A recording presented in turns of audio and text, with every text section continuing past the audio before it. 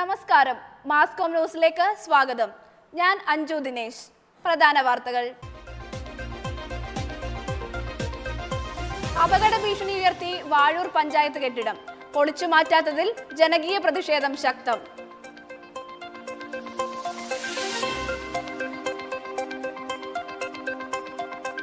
രാജ്യത്ത് കുതിച്ചുയർന്ന പെട്രോൾ വില, 1000 കോടി രൂപയോളം നഷ്ടമുണ്ടായെന്ന് പെട്രോളിയം കമ്പനികൾ.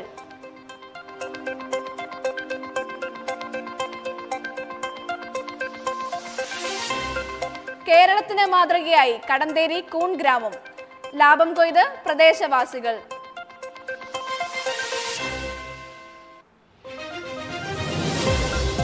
തെരുവ് നായ്ക്കൾക്ക് ദയാമരണമാകാം, വിഷയത്തിൽ സുപ്രധാന ഉത്തരവുമായി സുപ്രീം കോടതി.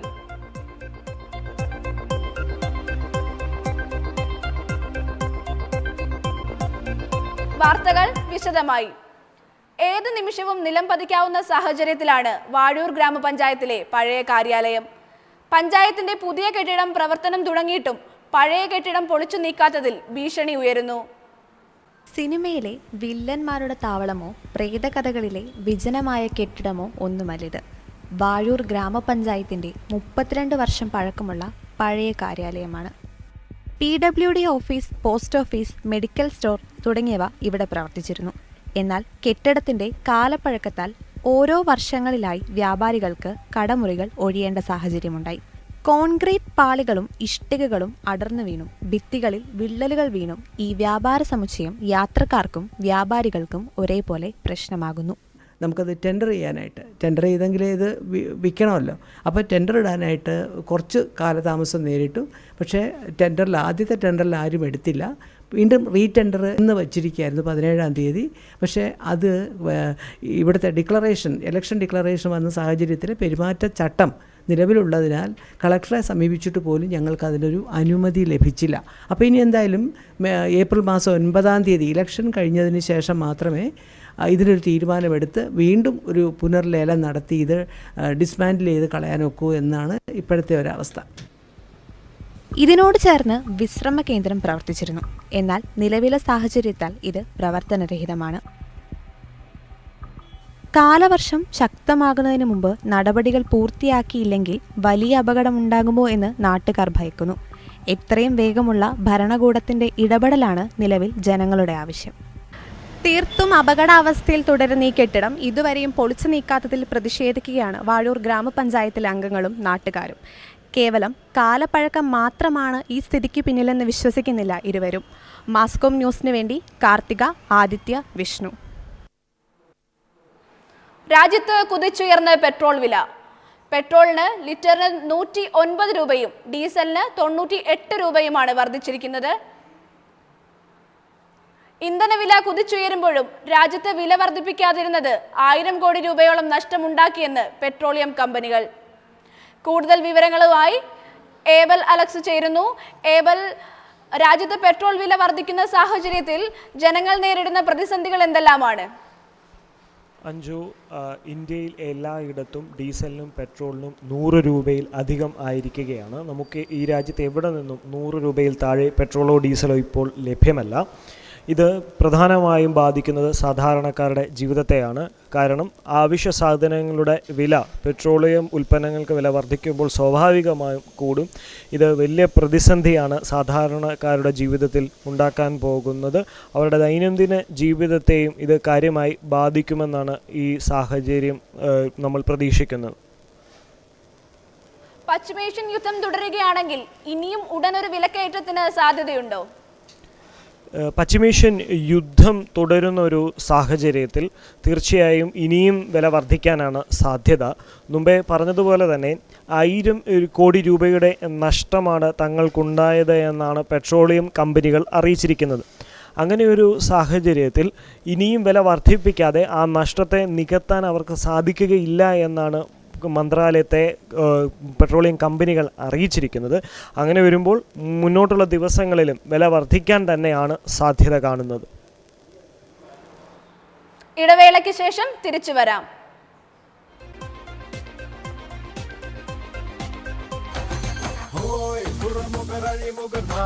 യവന ചീനരോടും അറബിയോടും നീളെ പല പുതുമണികരോടും ദേശം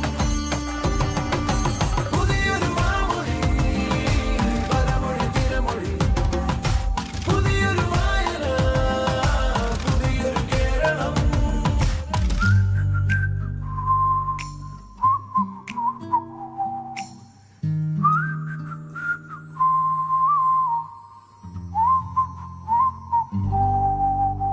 പുതിയ വായന, പുതിയ കേരളം. മലയാള മനോരമ.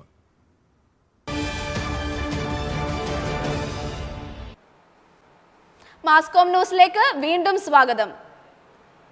മണ്ണിൽ പൊന്നു വിളയിക്കുന്ന കർഷകർക്ക് ഇനി മണ്ണില്ലാതെ പൊന്നു വിളയിക്കാമെന്ന് തെളിയിക്കുകയാണ് കോട്ടയത്തെ കടുത്തുരുത്തി ഗ്രാമപഞ്ചായത്ത്.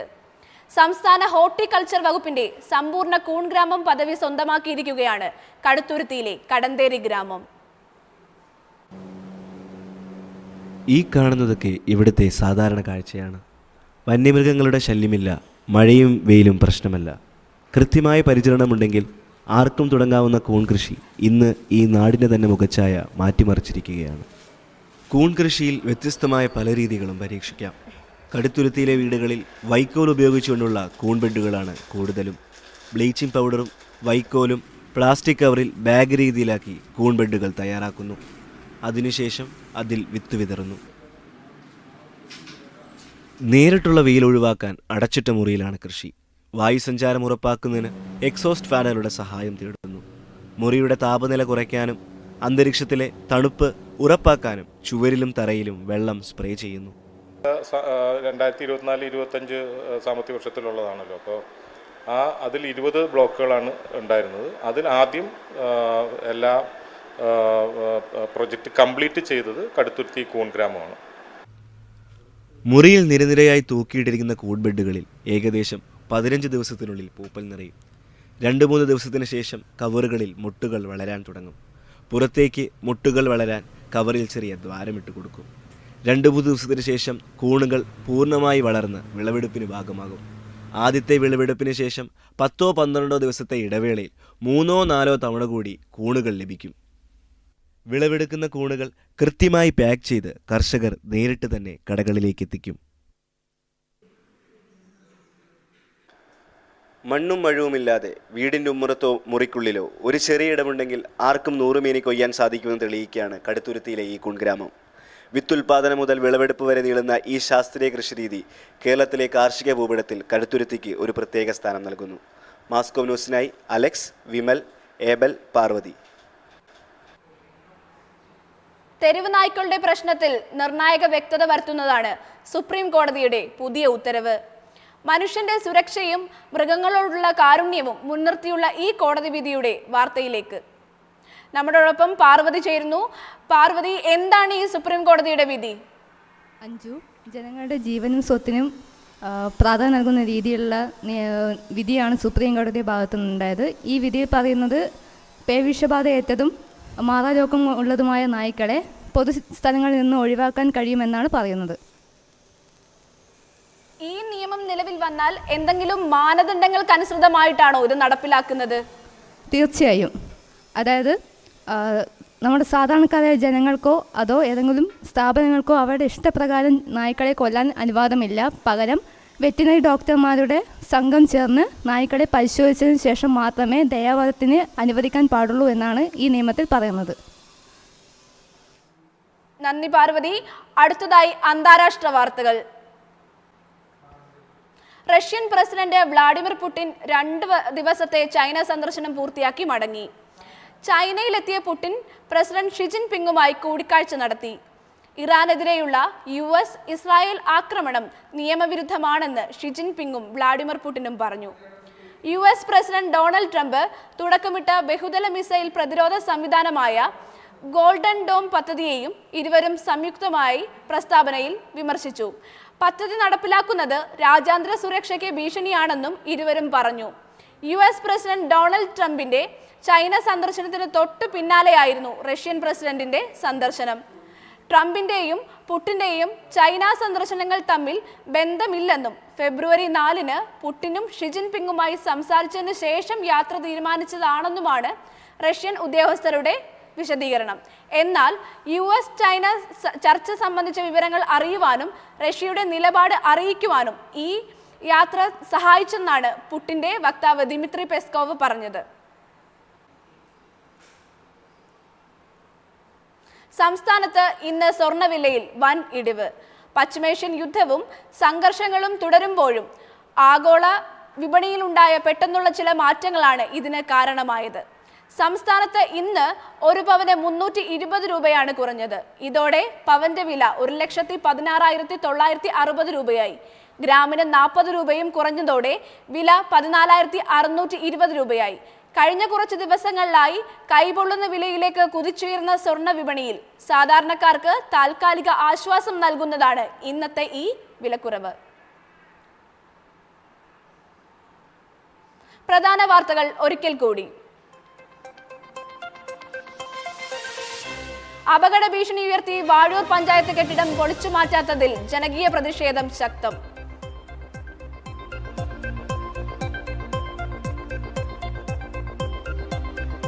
രാജ്യത്ത് കുതിച്ചുയർന്ന് പെട്രോൾ വില. 1000 കോടി രൂപയോളം നഷ്ടമുണ്ടായെന്ന് പെട്രോളിയം കമ്പനികൾ. കേരളത്തിന് മാതൃകയായി കടന്തേരി കൂൺ ഗ്രാമം. ലാഭം കൊയ്ത് പ്രദേശവാസികൾ.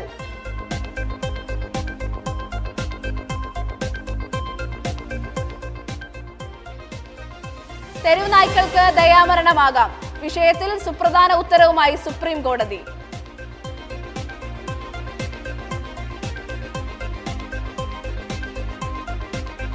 വാർത്തകൾ അവസാനിക്കുന്നു. നന്ദി.